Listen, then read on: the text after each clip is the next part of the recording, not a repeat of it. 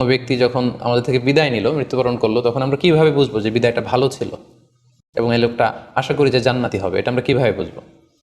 প্রথমত বোঝার মাধ্যম হচ্ছে আন-নুতকু বিশ-শাহাদাতি ইনদাল মাউত।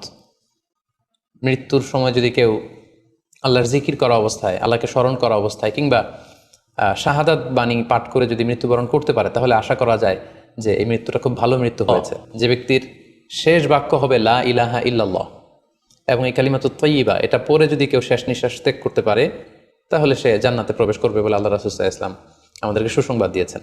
পাশাপাশি বিশ্বাসী ব্যক্তিরা, ইমানদাররা যখন মৃত্যুবরণ করে তখন তাদের কপাল ঘেমে যায়। অর্থাৎ মৃত্যুর পরে মৃত ব্যক্তির কপালে হাত দিয়ে যদি আমরা দেখতে পাই যে কপাল ঘেমে আছে, সোয়েটিং, প্রচণ্ড ঘামছে, এটা দেখেও আন্দাজ করা যেতে পারে বা ধারণা করা যেতে পারে যে মৃত্যুটা ভালো হয়েছে। পাশাপাশি জুমার রাতে যদি কেউ ইন্তেকাল করে, বৃহস্পতিবার দিবাগত রাতে, নিঃসন্দেহে সেক্ষেত্রে লোকটার ইমানদার হতে হবে।